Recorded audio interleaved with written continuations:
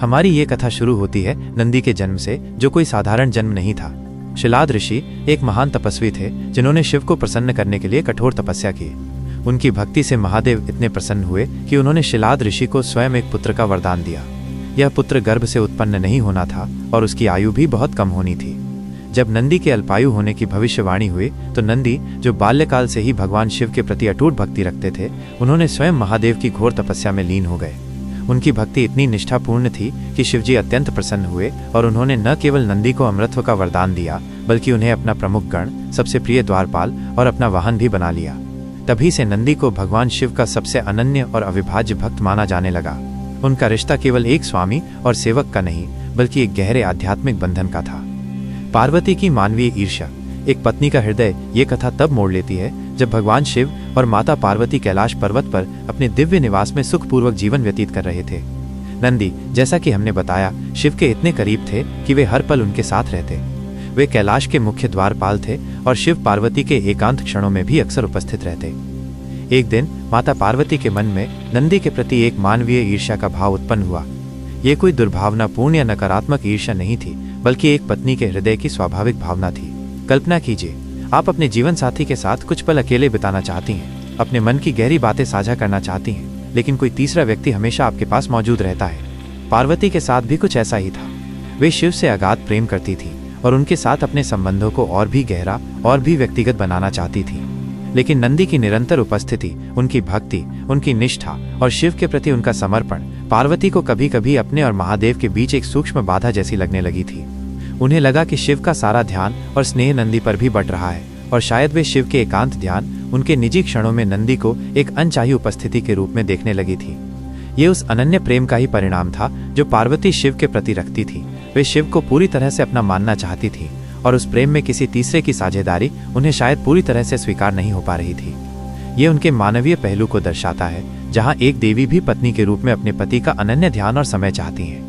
इसी भावना से प्रेरित होकर पार्वती ने भोलेनाथ से बड़े ही प्रेम और हल्के उलाहना भरे लहजे में कहा, हे स्वामी, यह आपका प्रिय नंदी हर पल हम दोनों के इर्द गिर्द रहता है। हम पति पत्नी कभी आपस में खुलकर बात भी नहीं कर पाते। हमेशा यह भय रहता है कि कहीं वो हमारी बातें सुन न ले। क्या आप इसे कुछ समय के लिए कहीं और भेज नहीं सकते ताकि हमें कुछ एकांत के पल मिल सके? शिवजी अपनी दिव्य मुस्कान के साथ पार्वती को समझाते हुए बोले, देवी, नंदी मेरा परम भक्त है। उसका मुझसे गहरा रिश्ता है। वो मुझसे उतना ही प्रेम करता है जितना मैं तुमसे करता हूँ। तुम मेरे हृदय में बसी हो और वो मेरे हृदय के सबसे करीब रहता है। वो मेरे लिए उतना ही महत्वपूर्ण है जितनी तुम। लेकिन पार्वती अपनी बात पर अड़ी रही। उनकी मानवीय इच्छा प्रबल थी। उन्होंने कहा, आप मेरी भावना को क्यों नहीं समझते? मैं आपसे कुछ गोपनीय बातें साझा करना चाहती हूँ और मैं इस समय नंदी को यहाँ देखना नहीं चाहती। शिवजी ने उन्हें बहुत समझाने की कोशिश की। उन्होंने सती के पिछले जन्म का उदाहरण भी दिया कि कैसे जिद के कारण उन्हें सती का त्याग करना पड़ा था। उन्होंने पार्वती को विश्वास दिलाया कि नंदी उनके प्रति पूरी तरह समर्पित है और कोई नुकसान नहीं पहुंचाएगा और वो बिना किसी संकोच के अपने मन की बात कह सकती हैं। परंतु पार्वती अपनी जिद पर अड़ी रही। अंततः उन्होंने स्वयं नंदी से कहा, हे नंदी, तुम हर वक्त हम दोनों के पीछे क्यों पड़े रहते हो? मुझे तुमसे कुछ खास बातें करनी है। कृपा करके कुछ समय के लिए हमारी नजरों से ओझल हो जाओ और कहीं और चले जाओ। नंदी का आत्मसम्मान और शिव का विरह माता पार्वती की ये बातें सुनकर नंदी के हृदय को गहरा आघात पहुंचा। नंदी को लगा कि उनकी परम पूजनीय स्वामिनी उनसे अप्रसन्न है और उन्हें उनकी उपस्थिति नागवार गुजर रही है। एक भक्त के लिए अपने आराध्य की अप्रसन्नता सबसे बड़ा दुख होती है। उनका दिल टूट गया और उनकी आंखों से अश्रुधारा बहने लगी। भगवान शिव ये देखकर विचलित हो गए, लेकिन नंदी ने एक पल भी वहां रुकना उचित नहीं समझा। उन्होंने शिव का चेहरा देखा, अपने मन में कभी वापस न आने का विचार किया और बिना एक शब्द कहे वहीं से अंतर्ध्यान हो गए। नंदी के जाते ही भगवान शिव अत्यंत उदास और व्याकुल हो गए। पार्वती की इस जिद ने उन्हें बहुत निराश किया, क्योंकि वे जानते थे कि नंदी उनके लिए कितने महत्वपूर्ण हैं। नंदी के चले जाने से कैलाश पर एक अजीब सी शांति छा गई, लेकिन ये शांति जल्द ही एक भयानक और विनाशकारी संकट में बदल गई। नंदी केवल शिव के वाहन या गण नहीं थे, वे शिव की असीम ऊर्जा को अपने शरीर में समाहित करने वाले एकमात्र पात्र थे। उनके चले जाने से भगवान शिव के शरीर से निकलने वाली असीम ऊर्जा और तपन को नियंत्रित करने वाला कोई नहीं रहा। शिव की यह प्रचंड तपन इतनी बढ़ गई कि उनके सिर पर विराजमान गंगा भी उस ताप को शांत करने में असमर्थ साबित हुई। धीरे धीरे शिव के शरीर से अग्नि की लपटें निकलने लगीं, जिससे तीनों लोकों में हाहाकार मच गया। पूरी सृष्टि जलने लगी और कोई भी उस ज्वाला को शांत करने में सक्षम नहीं था। इंद्रदेव ने अपनी पूरी शक्ति से बारिश बरसाई, लेकिन वो भी शिव की इस प्रचंड अग्नि के सामने व्यर्थ साबित हुई। शिव के शरीर से सैकड़ों सूर्यों से अधिक अग्नि बरस रही थी, जिससे पूरी सृष्टि का संतुलन बिगड़ने लगा। देवताओं द्वारा नंदी की खोज और सृष्टि का संकट ब्रह्मा, विष्णु और इंद्रदेव सहित सभी देवता व्याकुल होकर महादेव के पास पहुंचे। उन्होंने देखा कि महादेव के शरीर से आग की लपटें निकल रही हैं और तीनों लोग जल रहे हैं। कोई भी इस विनाशकारी स्थिति का कारण और समाधान समझ नहीं पा रहा था। तब पार्वती माँ ने देवताओं को बताया, जब से नंदी हमें छोड़कर गया है तभी से ये विनाशकारी स्थिति उत्पन्न हुई है। मुझे लगता है इसमें नंदी का ही कोई दैवीय प्रभाव है। मैंने उसे बहुत ढूंढा, लेकिन वह कहीं नहीं मिला। जिस दिन से उसने कैलाश छोड़ा है वो वापस नहीं आया। यह सुनकर सभी देवता नंदी को खोजने के लिए धरती पर आए। उन्होंने धरती का कोना कोना, हर पर्वत, हर घाटी, हर नदी को छान मारा, लेकिन नंदी कहीं नहीं मिले। फिर देवर्षि नारद जी उनसे मिले और बताया कि नंदी धरती पर नहीं मिलेंगे, क्योंकि वे अपनी पीड़ा के कारण स्वयं को छिपाए हुए हैं। नारद जी ने उन्हें गोलोक जाने की सलाह दी, जहाँ गायों का वास होता है। देवता गोलोक पहुंचे, लेकिन वहां भी नंदी नहीं मिले। शिव के शरीर की अग्नि दिनों दिन और बढ़ती जा रही थी और नंदी के सिवा उस प्रचंड ताप को रोकने का कोई उपाय नहीं था। अपनी जिद के कारण माता पार्वती भी अब अपनी भूल पर बहुत पछता रही थी। अंततः देवता नंदी को खोजने के लिए पाताल लोक पहुंचे। वहां भी नंदी कहीं दिखाई नहीं दिए। सभी देवता अत्यंत विचलित हो गए, क्योंकि सृष्टि का विनाश निश्चित लग रहा था। समस्या और भी गंभीर होती जा रही थी।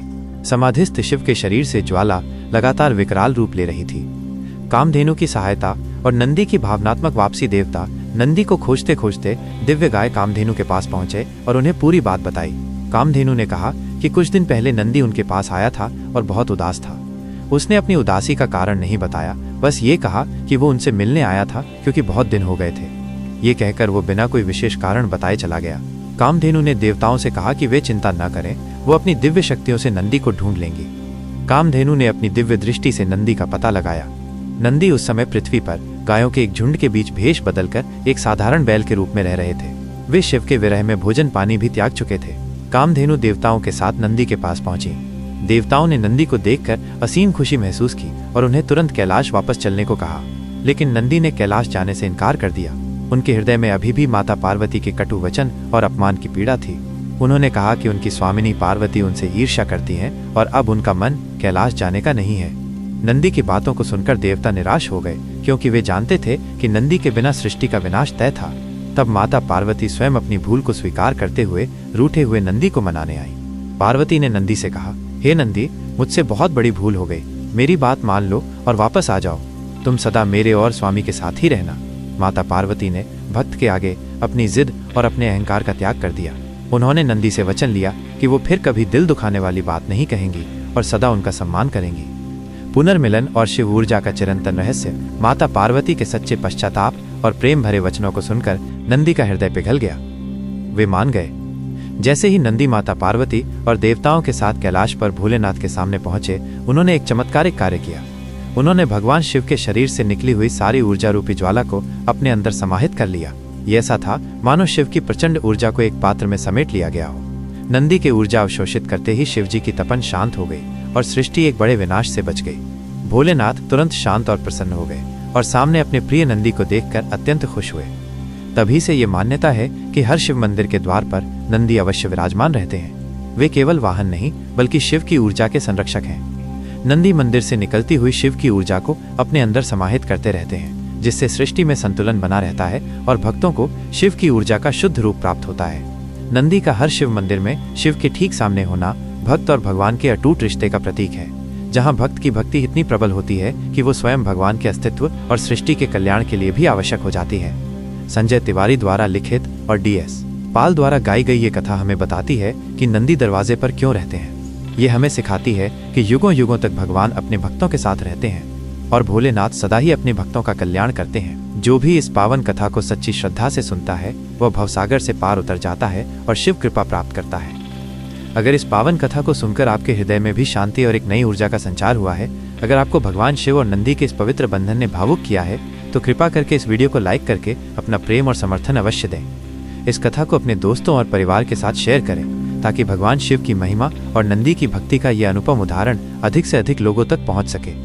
और हाँ, अगर आप ऐसे ही अद्भुत और प्रेरणादायक पौराणिक कथाओं को सुनना और देखना चाहते हैं जो आपके जीवन को सकारात्मकता और भक्ति से भर दें, तो हमारे चैनल को सब्सक्राइब करना ना भूलें। सब्सक्राइब करके घंटी का आइकॉन जरूर दबाएं ताकि हमारी हर नई कथा सबसे पहले आप तक पहुंचे और आप कोई भी दिव्य ज्ञान मिस न करें। भोलेनाथ की कृपा से आपका जीवन सदैव सुख, शांति और समृद्धि से परिपूर्ण रहे। हर हर महादेव। वीडियो पूरा देखने के लिए धन्यवाद। मुझे आशा है कि आपको ये वीडियो अच्छी लगी होगी। यदि आप और भी ऐसी वीडियो देखना चाहते हैं तो हमारा चैनल सब्सक्राइब कर लें ताकि हमारी ये वीडियो हर दिन आप तक पहुंच सके, और वीडियो को लाइक और शेयर करना न भूलें। मिलते हैं अगली वीडियो में, तब तक के लिए आप अपना ख्याल रखें। धन्यवाद।